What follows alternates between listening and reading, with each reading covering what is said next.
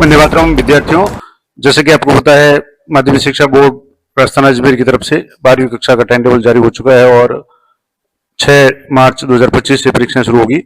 और political science की बात करें तो पॉलिटिकल साइंस की जो परीक्षा है वो आप देखेंगे राजनीति विज्ञान शुक्रवार 28 मार्च 2025 को होगी।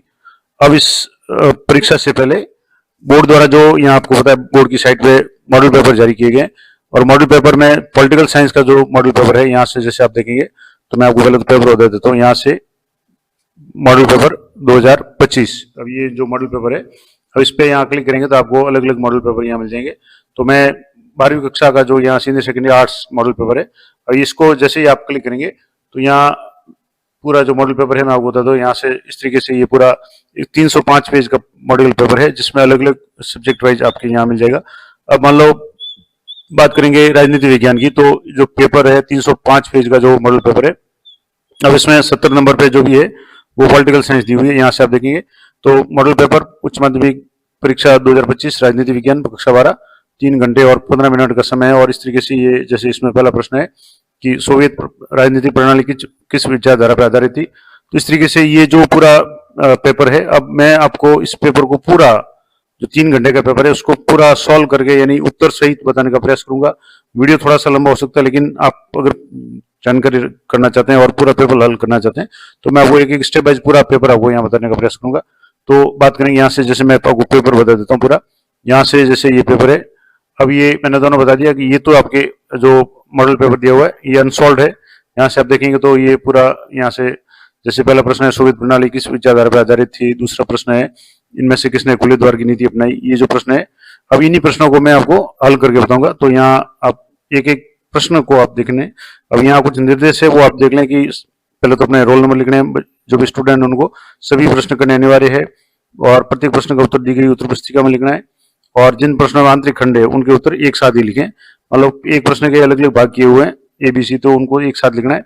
और प्रश्न का उत्तर लिखने से पूर्व प्रश्न का क्रमांक अवश्य लिखें, यानी 10 नंबर का प्रश्न करे तो 10 नंबर लिखें, 15 का करे तो 15 लिखें, क्रम संख्या सही लिखें ताकि आपकी जांच में कोई समस्या नहीं हो।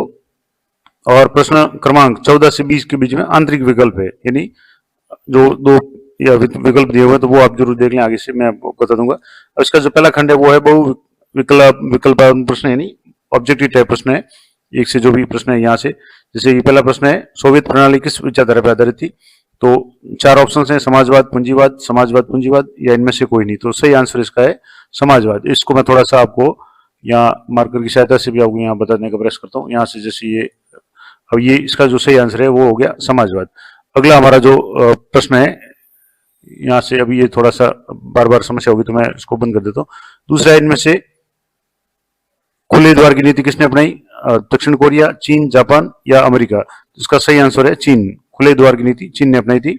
अगला प्रश्न है हान नदी का चमत्कार किस देश से संबंधित है, यानी किस देश को कहा जाता है हान नदी का चमत्कार। तो ऑप्शंस है दक्षिण कोरिया, उत्तरी कोरिया, जापान या अफ्रीका। तो इसका सही आंसर है दक्षिण कोरिया। अगला प्रश्न है आसियान भारत मुक्त व्यापार क्षेत्र व्यवस्था कब लागू की गई थी। ऑप्शंस है 1967 में, 2010 में, 2020 में या 2024 में। तो आसियान भारत मुक्त व्यापार क्षेत्र व्यवस्था है वो 2010 में लागू की गई थी। अगला 5वां प्रश्न है गंगा नदी के हिस्से में, गंगा नदी के पानी के हिस्से में हिस्सेदारी के मसले पर भारत और बांग्लादेश के बीच में किस संधि पर हस्ताक्षर हुए। यानी भारत और बांग्लादेश के बीच की जो संधि है जो गंगा नदी के पानी से संबंधित है, इनमें फरक्का जल संधि, नमामि गंगे सिंधु या इनमें से कोई नहीं। तो इसका सही आंसर है फरक्का जल संधि। अब इसका अगला प्रश्न है संयुक्त राष्ट्र की सुरक्षा परिषद में स्थायी सदस्यों की संख्या कितनी है। ऑप्शन है 4, 5, 6 और 7। तो सुरक्षा परिषद में आप कई बार प्रश्न में थोड़ा सा आपको कंफ्यूज पैदा करने के लिए थोड़ा सा प्रश्न थोड़ा दे देते हैं उल्टा। तो आपको ये देखना है कि सुरक्षा परिषद में स्थायी सदस्य पूछा है, स्थायी सदस्य है वो 5 है, अस्थायी अगर पूछे तो 10 है। तो प्रश्न को आपको जल्दबाजी में नहीं पूरी भाषा उसको समझनी है। हालांकि जो आपका जो मेन पेपर आएगा मैं आपको यहाँ दोबारा बता देता हूँ, उसमें इंग्लिश में भी होगा। यहाँ से जैसे ये प्रश्न था हान नदी का, या ये इसके बाद में संयुक्त राष्ट्र की स्थायी परिषद मतलब सुरक्षा परिषद स्थायी सदस्यों की कितनी है। तो यहाँ जैसे ये what is the number of permanent members in the United Nations security council. तो अगर आपके कुछ डाउट है प्रश्न में तो आप इंग्लिश का वर्जन है वो भी आप देख सकते हैं, कहीं कोई समस्या है तो संयुक्त राष्ट्र की सुरक्षा परिषद में स्थायी सदस्य 5 है, अस्थायी है वो 10 है। अगला प्रश्न हमारा है सुरक्षा की बुनियादी का अर्थ है, यानी सुरक्षा का बुनियादी अर्थ क्या है। तो 4 ऑप्शन है खतरा, खतरे से आजादी, युद्ध या इनमें से कोई नहीं। तो इसका सही ऑप्शन है खतरे से आजादी। सुरक्षा का जो बुनियादी अर्थ है वो है खतरे से आजादी। प्रति सम्मेलन किस वर्ष संपन्न हुआ? 1990, 91, 92 या 93? तो इसका सही आंसर है 1992 में, 1992 में। किस प्रौद्योगिकी ने राष्ट्रवाद की आधारशिला रखी? तो चार ऑप्शन हैं, टेलीग्राफ, माइक्रोचिप, टेलीफोन या छपाई मुद्रण तकनीक। तो इसका सही आंसर है मुद्रण तकनीक या छपाई, जो प्रिंटिंग प्रेस का आविष्कार है उसने। अगला प्रश्न है 10वां, देशी रियासतों के एकीकरण में किसने अहम भूमिका निभाई? सरदार वल्लभ भाई पटेल, गोपाल कृष्ण गोखले, जवाहरलाल नेहरू या महात्मा गांधी? तो इसका सही आंसर है सरदार वल्लभ भाई पटेल, लौह पुरुष जिनको कहा जाता है। भारत के पहले गृह मंत्री थे जिन्होंने देशी रियासतों के एकीकरण में अपनी महत्वपूर्ण भूमिका निभाई। अगला है भारतीय जनसंघ की स्थापना कब हुई या जनसंघ का गठन कब हुआ था? तो ऑप्शन है 1950, 51, 52 या 53। तो सही आंसर है 1951 में। अगला है ऑपरेशन फ्लड का संबंध किससे है? तो ऑपरेशन फ्लड दूध उत्पादन से, कृषि उत्पादन से, बाढ़ नियंत्रण से या इनमें से कोई नहीं? तो इसका सही आंसर है दूध उत्पादन। जो वर्गीस कुरियन के नेतृत्व में जो दूध उत्पादन के लिए ऑपरेशन चला था उसको ऑपरेशन फ्लड कहा जाता है। कृषि के लिए जो हरित क्रांति थी वो थी। अगला है भारत चीन युद्ध कब हुआ? तो ऑप्शन है 1961, 62, 63 या 64। तो 1962 में भारत और चीन युद्ध हुआ था। अगला प्रश्न है भारतीय प्रधानमंत्री लाल बहादुर शास्त्री और पाकिस्तान के जनरल अयूब खान के मध्य 1966 में कौन सा समझौता हुआ था? तो शास्त्री जी और जनरल अयूब खान के बीच में। ऑप्शन है ताशकंद समझौता, कारगिल समझौता, सिमला समझौता या इनमें से कोई नहीं? तो इसका सही आंसर है ताशकंद समझौता। अगला है जय जवान जय किसान का नारा किसने दिया? ऑप्शन है जवाहरलाल नेहरू, लाल बहादुर शास्त्री, सरदार वल्लभ भाई पटेल या इंदिरा गांधी? तो जय जवान जय किसान का नारा है शास्त्री जी ने, लाल बहादुर शास्त्री जी ने दिया था। अगला है राम मनोहर लोहिया संस्थापक संपादक थे मैनकाइंड के, यंग इंडिया के, केसरी के या मराठा के? तो इसका सही आंसर है मैनकाइंड। राम मनोहर लोहिया है वो मैनकाइंड के संस्थापक संपादक थे। अगला प्रश्न है मिजो नेशनल फ्रंट के संस्थापक कौन थे? चार ऑप्शन है लाल डेंगा, फिजो, खांग सरपा या इनमें से कोई नहीं? तो मिजो नेशनल फ्रंट के जो संस्थापक थे वो लाल डेंगा थे। अगला हमारा प्रश्न है भारत में गठबंधन की राजनीति का दौर प्रारंभ कब हुआ? 1989 में, 1995 में, 2004 में या 2014 में? तो गठबंधन की राजनीति का दौर है वो 1989 यानी 89 में शुरू हुआ। अगला हमारा प्रश्न है वो है रिक्त स्थानों की पूर्ति के रूप में।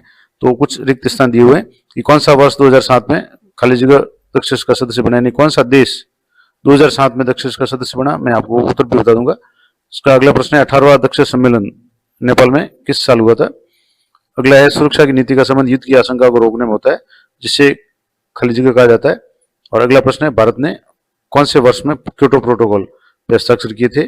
जो 97 में क्योटो प्रोटोकॉल बना था उसमें भारत ने कब हस्ताक्षर किए थे? और अगला है भारत सरकार ने योजना आयोग के स्थान पे नई संस्था की स्थापना की, उसका नाम क्या है? तो और अंतिम प्रश्न इसका है जम्मू कश्मीर पुनर्गठन अधिनियम वर्ष 2021 में बना था। तो एक एक प्रश्न के उत्तर मैं आपको बता देता हूँ यहाँ से। जैसे पहला है कि कौन सा वर्ष 2007 में दक्षिण का सदस्य बना? तो सार्क का जो सदस्य बना था 2007 में वो था अफगानिस्तान। अगला है 18वां शिखर दक्षिण सम्मेलन जो सार्क का सम्मेलन है नेपाल में कब हुआ था? तो इसका सही आंसर है नेपाल में हुआ था नवंबर 2014 में। अगला है भारत ने यहाँ से ये सुरक्षा की नीति का संबंध युद्ध की आशंका को रोकने में होता है। अब इसे क्या कहा जाता है? तो इसे कहा जाता है निवारण। अगला है भारत ने 2002 में क्योटो प्रोटोकॉल पर हस्ताक्षर किए। भारत सरकार ने योजना आयोग के स्थान पर नई संस्था की स्थापना की, उसका नाम है नीति आयोग। और जम्मू कश्मीर पुनर्गठन अधिनियम है वो 2019 में बना था। तो नीति आयोग हो गया और 2019। अब अति लघु तथ्यात्मक प्रश्न है 1 से 12 तक। तो ये प्रश्न है, इसका उत्तर है आपको एक शब्द या एक पंक्ति में देना है, इससे ज्यादा नहीं देना है। मैं हमेशा कहता हूं कि आप जब भी प्रश्न लिखें कॉपी में तब प्रश्न का अंक है वो उसको जरूर देखें कि प्रश्न कितने अंक का है। अगर 1 अंक का प्रश्न है तो उसमें मैक्सिमम आपको 1 लाइन लिखनी है, सफिशिएंट है। अगर कोई सीधा फैक्चुअल पूछ लिया है, सन पूछ लिया है, नाम पूछ लिया, तो आपको वही लिखेंगे तो भी पूरा नंबर मिल जाएगा। अब एक प्रश्न में के अगर उत्तर में आप 10 लाइन भरेंगे तो नंबर आपको 1 मिलेगा। और वो 10 लाइन भरने में आपका जो समय होगा वो किसी न किसी बड़े प्रश्न के लिए आपके कम पड़ जाएगा। तो प्रश्न के मार्क्स उसको जरूर देखें, उसी के अनुसार आंसर दें। अगर पहला प्रश्न है बाल्टिक गणराज्य में कौन कौन से देश शामिल है? तो बाल्टिक गणराज्यों में एस्टोनिया, लातविया और लिथुआनिया, ये 3 देश शामिल है, एस्टोनिया, लातविया और लिथुआनिया। अगला हमारा प्रश्न है सार्क का पूरा नाम क्या है? SAARC, सार्क यानी दक्षिण एशियाई क्षेत्रीय सहयोग संगठन या south Asian association for regional corporation, ये है सार्क का फुल फॉर्म। और अगला है शरणार्थी से आप क्या समझते हैं? शरणार्थी यानी रिफ्यूजी कौन होते हैं? तो वे व्यक्ति या समूह जो युद्ध, प्राकृतिक आपदा या राजनीतिक उत्पीड़न या किसी अन्य संघर्ष के कारण अपना देश या निवास स्थान छोड़कर दूसरे देश में जाने को मजबूर होते हैं, उन्हें शरणार्थी कहा जाता है। ये 1 नंबर के प्रश्न है सारे। भारत में पावन वन प्रांतर का क्या अर्थ है? तो पावन वन प्रांतर का मतलब ऐसी प्रथा जिसमें वनों के कुछ भाग को काटा नहीं जाता, इन्हें उनको रिजर्व रखा जाता है।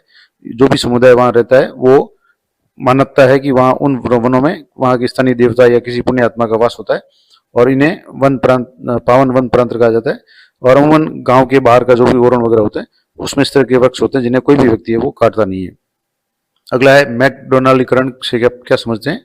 तो विश्व में मैकडोनाल्डीकरण से अभिप्राय ये है कि संपूर्ण विश्व पे कुछ ताकतवर शक्तियों जैसे संयुक्त राज्य अमेरिका का सांस्कृतिक प्रभाव लगातार बढ़ता जा रहा है और यही मैकडोनाल्डीकरण कहा जाता है। और मैकडोनाल्डीकरण के अंतर्गत विश्व वैसा ही बनता जा रहा है जैसा अमेरिकी सांस्कृतिक जीवन शैली बनाना चाहती है। तो ये कुल मिलाकर के विश्व संस्कृति का, अमेरिकी संस्कृति का जो प्रभाव है वही मैकडोनाल्डीकरण है। अगला प्रश्न है प्रथम या पहली पंचवर्षीय योजना में ज्यादा जोर किस क्षेत्र पर दिया गया था? तो पहली पंचवर्षीय योजना में कृषि पे ज्यादा जोर दिया था, दूसरी थी उसमें उद्योगों पे जोर दिया था। अब अगला प्रश्न है इंडियन नेशनल आर्मी का गठन किसने किया था? INA इंडियन नेशनल आर्मी का गठन है वो कैप्टन मोहन सिंह ने किया था। और उनके बाद में जब सुभाष चंद्र बोस वहां पहुंचे तो उन्होंने उसको पुनः संगठित किया था, लेकिन उसका जो गठन है वो कैप्टन मोहन सिंह ने किया था। अगला प्रश्न है 1967 के चौथे आम चुनाव के परिणामों को राजनीतिक भूकंप की संज्ञा दी गई थी, क्यों दी गई थी? तो 67 के जो चुनाव थे वो पिछले 3 चुनाव जो हो चुके थे देश आजाद होने के बाद 52 से लेकर के, उनसे बिल्कुल विपरीत थे। और 1967 के चुनाव में परिणामों ने कांग्रेस को राष्ट्रीय और प्रांतीय स्तर पर जोरदार झटका दिया था। उसके मत प्रतिशत और सीटों में भारी गिरावट आ गई थी और इंदिरा गांधी के मंत्रिमंडल के आधे मंत्री चुनाव हार गए थे। और तत्कालीन अनेक राजनीतिक पर्यवेक्षकों ने चुनाव परिणाम को राजनीतिक भूचाल या राजनीतिक भूकंप की संज्ञा दी थी। तो ये 1967 के चुनाव के संबंध में जो इंदिरा गांधी के नेतृत्व में कांग्रेस की जो हार हुई थी उसी के संदर्भ में ये कहा गया था। आसू यानी ऑल असम स्टूडेंट यूनियन है, उसकी 2 मांगे बताइए। तो पहली मांग तो उसकी है 1951 के बाद में असम में आकर बसे लोगों को बाहर भेजा जाए। दूसरा, एक मतदाता सूची में बाहरी व्यक्तियों के नाम नहीं जोड़े जाए। ये आसू जो असम का विद्यार्थी संगठन उसकी 2 मांगे हैं। अगला प्रश्न है राजग NDA गठबंधन का पूरा नाम बताइए। तो राजग यानी राष्ट्रीय जनतांत्रिक गठबंधन, NDA कहें तो national democratic alliance, national democratic alliance या हिंदी में बोले तो राष्ट्रीय जनतांत्रिक गठबंधन, ये इसका फुल फॉर्म है। अगला हमारा 11वां प्रश्न है भारत के किन्हीं 2 क्षेत्रीय दलों के नाम बताइए। तो भारत के 2 क्षेत्रीय दल समाजवादी पार्टी, राष्ट्रीय जनता दल है। इसके अलावा और भी जो साउथ की पार्टियां हैं जिसमें ADMK, DMK और अन्य कई राज्यों में जो भी अकाली दल वगैरह है, ये सारे क्षेत्रीय दल है। अगला प्रश्न है मंडल आयोग की 2 सिफारिशें बताइए। तो मंडल आयोग की सिफारिशों में पहली सिफारिश थी केंद्र सरकार की नौकरियों में अन्य पिछड़ा वर्ग OBC को 27% आरक्षण प्रदान किया जाए। और दूसरी इसकी सिफारिश थी कि पिछड़ा वर्ग की स्थिति सुधारने के लिए भूमि सुधारों को तीव्रता से लागू किया जाए। तो ये 2 मांगे या सिफारिशें थी मंडल आयोग की। बिंदेश्वर प्रसाद मंडल जो उनके अध्यक्ष थे उनकी अध्यक्षता में ये आयोग गठित किया गया था। अगले पार्टों के प्रश्न जो भी होंगे उनमें मैं आपको डिटेल में एक एक टॉपिक के बारे में विस्तार से बताने का प्रयास करूंगा। आगे कोशिश करूंगा कि जो बोर्ड द्वारा या आपके शाला दर्पण पे जो प्रश्न बैंक दिया हो उसको भी आपको हल करने का एक एक टॉपिक चैप्टर वाइज हल करवाऊंगा, तो चैनल पर बने रहें। अगला हमारा प्रश्न है भारत और नेपाल के बीच संबंधों पर टिप्पणी कीजिए। तो भारत और नेपाल के इतने निकट और घनिष्ठ पड़ोसी देश हैं कि कई बार लोग भारत को नेपाल को विदेश मानने को तैयार ही नहीं होते। यानी नेपाल एक ऐसा विदेशी राष्ट्र है जिसके नागरिक भारतीय सेना में भर्ती किए जा सकते हैं। इसके अलावा भारत नेपाल के उत्तर में बसा हुआ है, हिमालय क्षेत्र है और भारत के साथ इसके सांस्कृतिक, धार्मिक और भौगोलिक दृष्टि से निकट संबंध रहे। और 1983 के गुटनिरपेक्ष सम्मेलन में नेपाल नरेश ने भारत की विदेश नीति का समर्थन किया था। और 1991 में भारत और नेपाल के मध्य में 5 समझौते हुए। 1996 में महाकाली बेसिन विकास परियोजना निर्माण संबंधी समझौते भी हुआ। इसके अलावा नेपाल एकमात्र ऐसा देश है भारत के जो पड़ोसी देश है जहां आपको जाने के लिए किसी भी वीजा की जरूरत नहीं होती है, आराम से आप बॉर्डर पार करके जा सकते हैं। और नेपाल के कई गोरखा वगैरह भारत के प्रत्येक बड़े शहर और कस्बों में आपको मिल जाएंगे। अगला हमारा प्रश्न है एमनेस्टी इंटरनेशनल से आप क्या समझते हैं। तो एमनेस्टी इंटरनेशनल एक अंतर्राष्ट्रीय स्वयंसेवी संगठन है जो पूरे विश्व में मानवाधिकारों की रक्षा के लिए अभियान चलाता है। और ये संगठन मानवाधिकारों से जुड़ी रिपोर्ट तैयार और प्रकाशित करता है और ये रिपोर्ट है मानवाधिकारों से संबंधित अनुसंधान में बड़ी महत्वपूर्ण भूमिका निभाती है। अगला प्रश्न है भारत की सुरक्षा रणनीति के कोई दो घटक विस्तार से बताइए। तो भारत की सुरक्षा रणनीति की बात करें तो भारत एशिया महाद्वीप का एक महत्वपूर्ण देश है और भारत को पारंपरिक और अपारंपरिक दोनों तरह के खतरों से सामना करना पड़ रहा है। ये खतरे सीमा के अंदर से भी है और सीमा के बाहर से भी है। इस बात को ध्यान में रखते हुए भारत ने सुरक्षा की दृष्टि से कुछ महत्वपूर्ण प्रयास किए हैं। भारत ने अपनी सैन्य शक्ति को मजबूत बनाया है। दक्षिण एशिया में भारत के चारों ओर परमाणु हथियार संपन्न देश होने के कारण भारत ने भी परमाणु हथियारों का निर्माण किया है और भारत ने सुरक्षा की दृष्टि से अंतर्राष्ट्रीय संस्थाओं और कानूनों को भी अधिक प्रभावशाली बनाने का प्रयास किया है। अगला प्रश्न है क्योटो प्रोटोकॉल से आप क्या समझते हैं। एक अवसद में भी इसका प्रश्न आया था, भारत इसमें कब जुड़ा था। तो क्योटो प्रोटोकॉल को पर्यावरण संरक्षण से हेतु संयुक्त राष्ट्र संघ के प्रयासों के फलस्वरूप मान्यता मिली और औद्योगिक विकास से संपन्न देश पर्यावरण को प्रदूषित होने से बचाने के लिए अपने उद्योगों से निकलने वाली जहरीली गैसों के अनुपात को निर्धारित सीमा तक घटाने तक सहमत हुए इसी क्योटो प्रोटोकॉल के तहत। और ऐसे विकसित जो देश खास करके उत्तरी गोलार्ध के जो देश थे अपने कल कारखानों से निकलने वाली हरित प्रभाव गैस यानी ग्रीन हाउस गैसों का उत्पादन घटाने के लिए व्यक्तिगत रूप से कार्य करेंगे और इस पर अंतर्राष्ट्रीय सहमति जापान के क्योटो शहर में बनी थी 1997 में और इसी कारण इसको क्योटो प्रोटोकॉल कहा जाता है। और इस समझौते के दौरान unified Nations framework convention of climate change UNFCCC ये द्वारा निर्धारित मापदंडों को स्वीकार किया गया था। अगला है हरित क्रांति से आप क्या समझते हैं। एक छोटा सा प्रश्न मैंने अवसद में भी आया था, वो श्वेत क्रांति के संबंध में था। तो हरित क्रांति का संबंध है वो कृषि प्रक्रिया से। स्वतंत्र प्राप्ति के पश्चात जब खाद्यान्न संकट पैदा हुआ तो उसको दूर करने के लिए कृषि उत्पादन में तीव्र वृद्धि करने की प्रक्रिया हरित क्रांति के नाम से जानी जाती है। और इसके द्वारा उन्नत बीजों का प्रयोग, मशीनीकरण, रासायनिक उर्वरकों का प्रयोग द्वारा खाद्यान्नों के उत्पादन में अभूतपूर्व वृद्धि हुई। और इसमें अगर डिटेल में जाना चाहे, हालांकि मैंने प्रत्येक पार्ट पे वीडियो बना रखा है, तो हरित क्रांति से ज्यादा जो फायदा हुआ वो उत्तरी भारत को हुआ और खास करके गेहूं की फसलों को हुआ। और उसका जो अगर कई बार इसका नेगेटिव पॉइंट पूछते हैं तो उसका नेगेटिव पॉइंट ये हुआ कि कुछ गिने चुने किसान इससे ज्यादा लाभान्वित हुए, उत्तरी भारत में ज्यादा इसका प्रभाव रहा और इसके कारण खाद्यान्न का उत्पादन तो बढ़ा लेकिन जो दलहन वगैरह है उनका उत्पादन घटा। तो ये कुछ इसके नेगेटिव प्रभाव थे। हालांकि जो भी प्रश्न है आप उसके नंबर देखें, जहाँ से दो नंबर का प्रश्न है तो नंबर के हिसाब से आप इसके उत्तर दें। अगला हमारा प्रश्न है कि सही जोड़ा बनाना है यानी मिलान करना है। तो 1950 से 64 के बीच में भारत की विदेश नीति का लक्ष्य, दूसरा है पंचशील, तीसरा है बांडुंग सम्मेलन और चौथा है दलाई लामा। और जो इसके ऑप्शन दिए हुए हैं, तिब्बत के धार्मिक नेता जो सीमा पार करके आए, क्षेत्रीय अखंडता और संप्रभुता की रक्षा और आर्थिक विकास, इसके अलावा शांतिपूर्ण सह अस्तित्व के सिद्धांत और इसकी परिणति गुटनिरपेक्ष रूप में हुई। तो अब इसको पहला जो प्रश्न था कि 1950 से 64 के बीच में भारत की विदेश नीति का जो लक्ष्य था वो था क्षेत्रीय अखंडता और संप्रभुता की रक्षा और आर्थिक विकास। दूसरा है पंचशील, तो पंचशील का मतलब है शांतिपूर्ण सह अस्तित्व के 5 सिद्धांत। चौथा जो था या स है वो है बांडुंग सम्मेलन, तो बांडुंग सम्मेलन की इसकी परिणति है वो गुटनिरपेक्ष आंदोलन के रूप में हुई। और द में था दलाई लामा, तो दलाई लामा का मिलान करेंगे तो दलाई लामा तिब्बत के धार्मिक नेता है जो सीमा पार करके भारत में चले आए और हिमाचल प्रदेश की धर्मशाला में इन्होंने अपना पूरा शेष जीवन जो बिताया। तो ये जो मिलान वाला प्रश्न था। अगला है सिंडिकेट से आप क्या समझते हैं। तो सिंडिकेट या सिंडिकेट कांग्रेस है वो कांग्रेस के भीतर एक ताकतवर और प्रभावशाली नेताओं का समूह था। सिंडिकेट ने इंदिरा गांधी को प्रधानमंत्री बनवाने में महत्वपूर्ण भूमिका निभाई और उसी ने इंदिरा गांधी को कांग्रेस के संसदीय दल की नेता के रूप में चुना जाना सुनिश्चित किया था। और सिंडिकेट के नेताओं को उम्मीद थी कि इंदिरा गांधी उनकी सलाह पर ध्यान देंगी, लेकिन ऐसा नहीं हुआ। अगला प्रश्न है प्रेस सेंसरशिप से क्या आशय है। तो प्रेस सेंसरशिप का मतलब है आपातकालीन प्रावधानों के अंतर्गत प्राप्त अपनी शक्तियों को प्रयोग करते हुए सरकार ने प्रेस की स्वतंत्रता पर रोक लगा दी।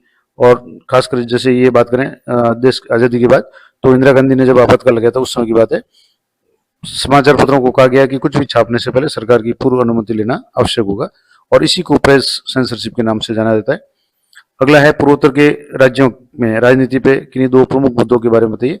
तो पूर्वोत्तर राज्यों की राजनीति, वहाँ 2 मुद्दे हैं मेन, एक तो है बाहरी प्रवासियों का बसाव, नागरिकता संबंधी मुद्दा, और अगला है भाषाई विविधता रूपी मुद्दा, क्योंकि जो भी क्षेत्र है पूर्वोत्तर के सभी राज्यों में अलग अलग भाषाएं हैं।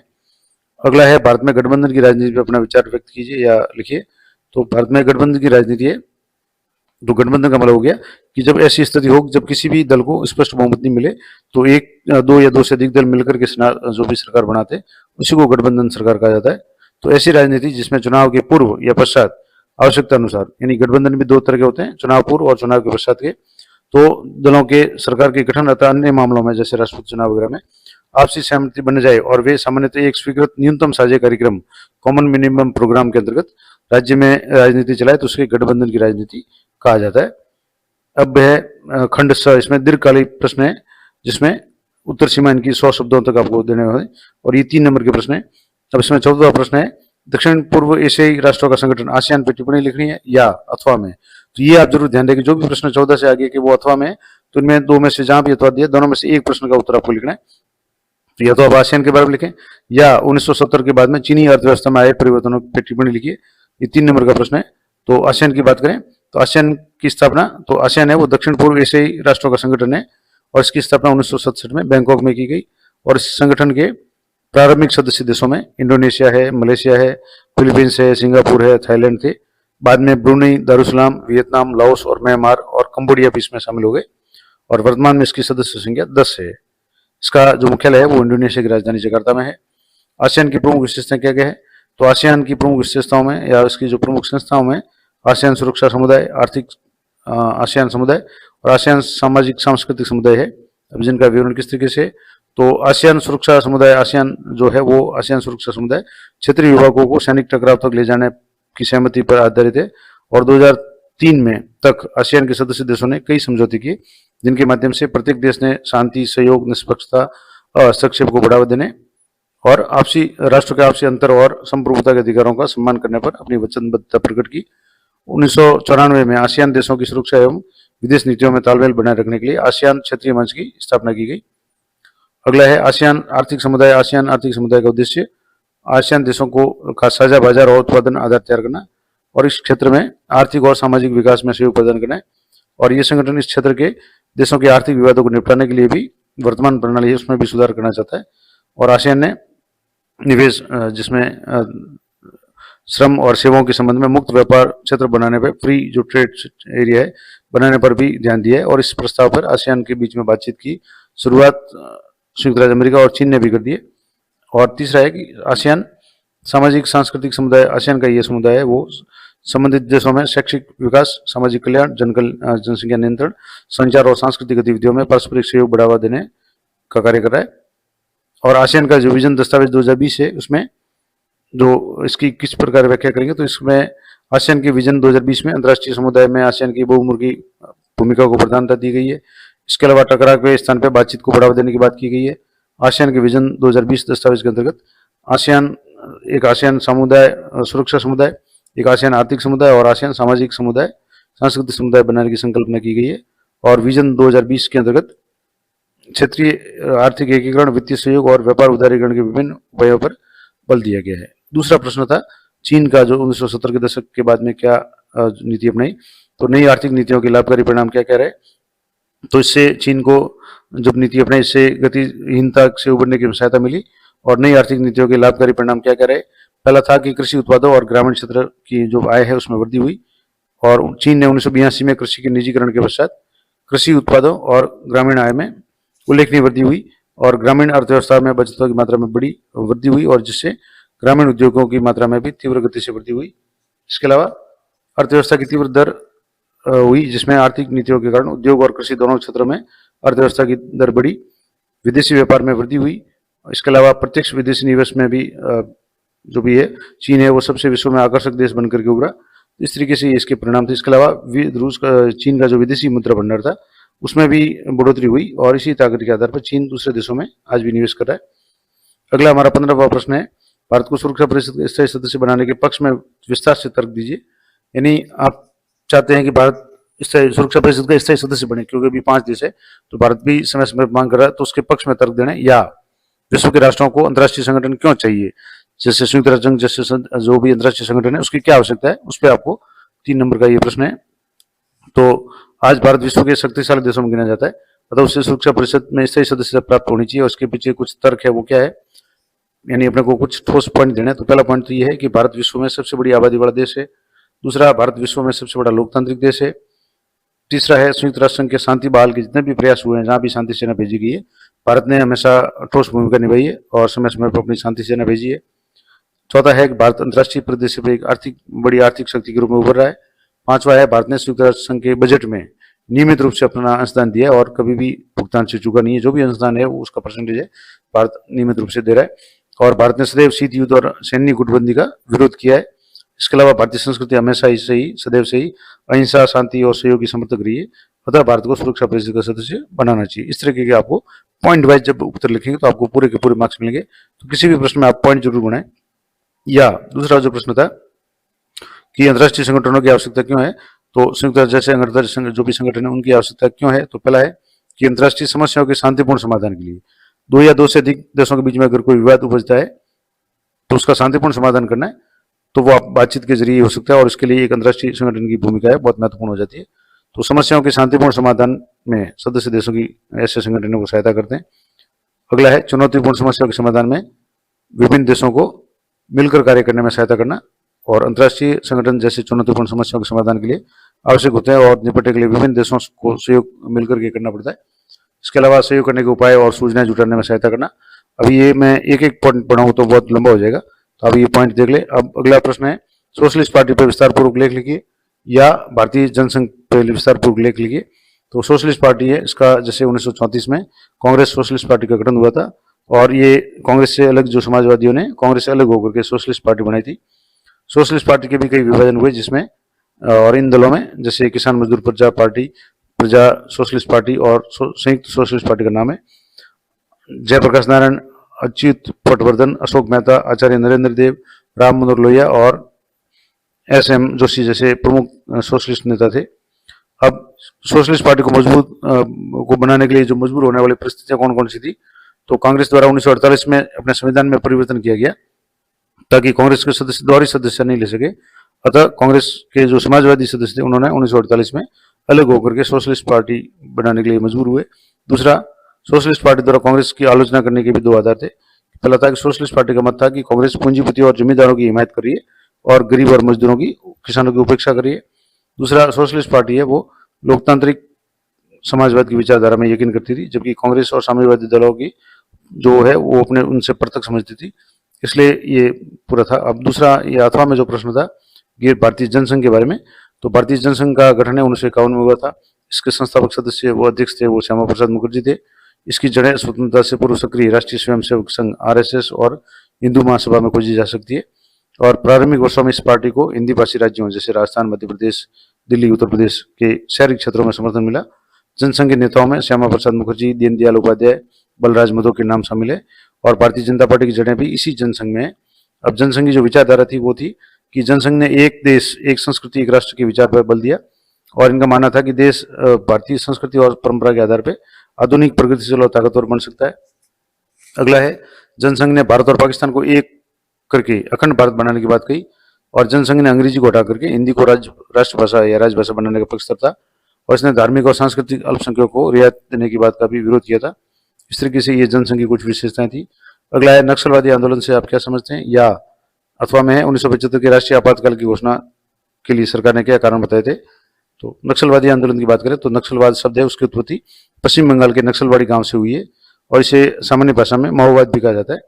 नक्सलवादी आंदोलन का जो प्रारंभ है भारतीय कम्युनिस्ट पार्टी के नेता चारू मजूमदार, कानू सान्याल ने 1967 में सत्ता के खिलाफ एक आंदोलन के रूप में किया था और 1969 में पहली बार मजूमदार और कानू सान्याल ने संथाल के जंगलों में भूमि अधिग्रहण को लेकर के पूरे देश में सत्ता के खिलाफ लड़ाई शुरू की थी और इसके प्रभाव को पश्चिमी बंगाल में कांग्रेस के सत्ता के बाहर होने के रूप में देखा गया और इसी आंदोलन के कारण 1977 में पहली बार पश्चिम बंगाल में कम्युनिस्ट पार्टी की सरकार बनी। सामाजिक जागृति के लिए आरंभ हुए इस आंदोलन पर राजनीतिक वर्चस्व बढ़ने से इसका जो मूल स्वरूप है वो परिवर्तित होता गया और समय के साथ इसमें कुछ बहुत बदलाव हुआ और वर्तमान में ये जातीय वर्ग की लड़ाई बन चुका है और ये उच्च वर्ग और मध्यम वर्ग के बीच में उग्र संघर्ष का कारण बन गया और वर्तमान में छत्तीसगढ़, उड़ीसा, महाराष्ट्र, पश्चिम बंगाल ये नक्सल प्रभावित क्षेत्र प्रमुख क्षेत्र है। अगला जो प्रश्न था कि राष्ट्रीय आपातकाल के प्रमुख कारण, तो 1974 में जनवरी माह में गुजरात के छात्रों ने खाद्यान्न, खाद्य तेल और अन्य आवश्यक वस्तुओं की बढ़ोतरी या कीमतों और उच्च पदों में जारी भ्रष्टाचार के खिलाफ आंदोलन छेड़ा और छात्र आंदोलन में बड़ी राजनीतिक पार्टियां भी शामिल हो गई। इस आंदोलन को विकराल रूप ले लिया और ऐसे में गुजरात में राष्ट्रपति शासन लगा दिया गया और इस आंदोलन की जो बागडोर थी मोरारजी देसाई के हाथ में थी।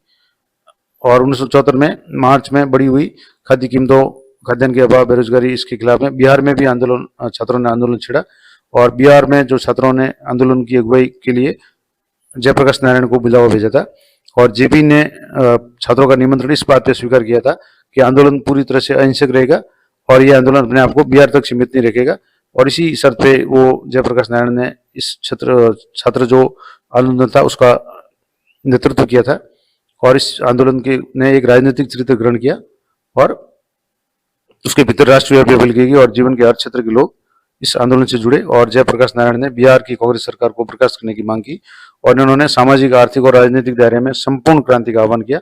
तो कई बार ये भी पूछा जाता है कि संपूर्ण क्रांति का आह्वान किसने किया, तो वो थे जेपी यानी जयप्रकाश नारायण, और ताकि उनके शब्दों में सच्चे लोकतंत्र की स्थापना की जा सके।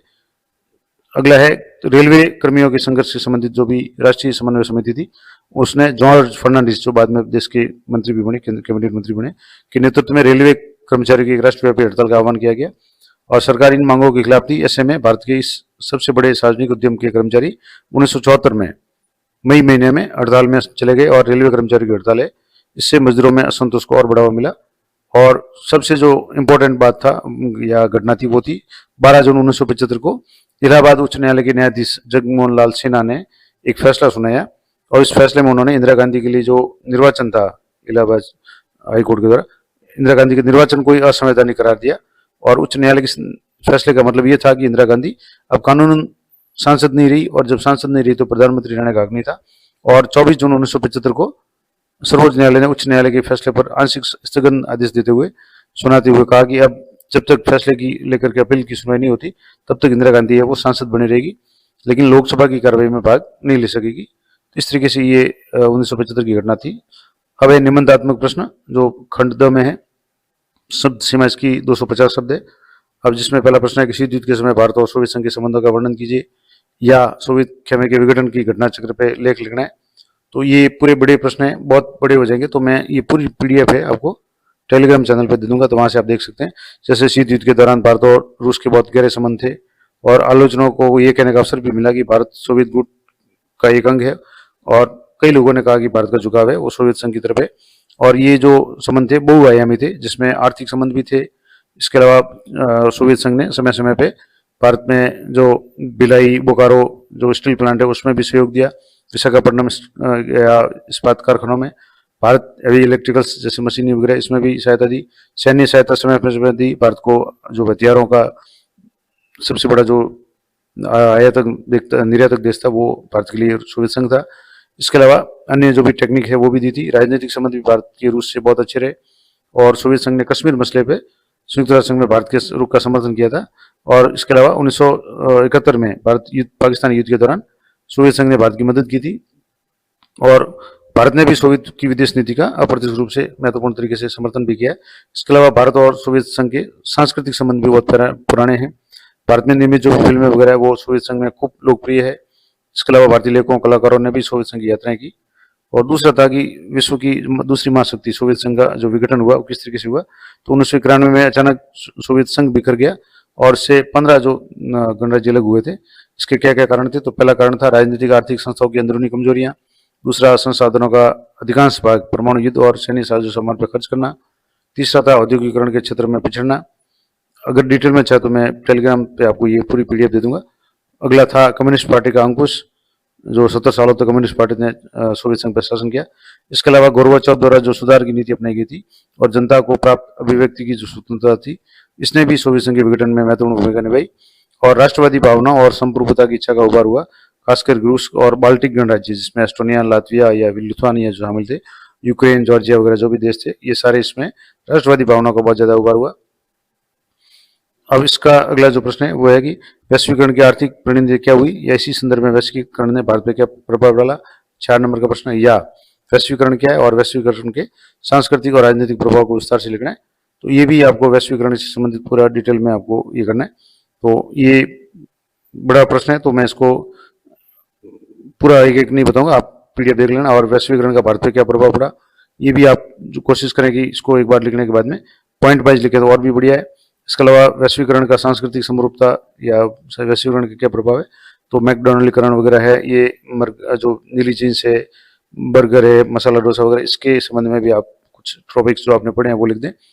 और वैश्वीकरण के पक्ष में जो है कि इसमें समृद्धि में वृद्धि होती है, व्यापार में वृद्धि होती है, आर्थिक वैश्वीकरण अपरिहार्य बन गया है वर्तमान परिस्थितियों में। इसके अलावा पारस्परिक जुड़ाव इससे बढ़ता है। अब वैश्वीकरण के राजनीतिक प्रभाव क्या है, तो इससे राज्य की क्षमता में कमी आती है। इसके अलावा बाजार में जो न्यूनतम राज्य का है वो हस्तक्षेप कम हो जाता है। कुछ मायनों में वैश्वीकरण के फलस्वरूप राज्य की ताकत में वृद्धि भी हुई है। इसके अलावा राजनीतिक समुदाय के आधार पर राष्ट्र की प्रधानता को वैश्वीकरण से कोई विशेष चुनौती नहीं मिली है। अगला हमारा प्रश्न है कि भारत के राजनीतिक मानचित्र में कुछ अंकित करने, जिसमें उत्तर प्रदेश, मध्य प्रदेश, महाराष्ट्र या गुजरात या पंजाब, राजस्थान, असम, उड़ीसा।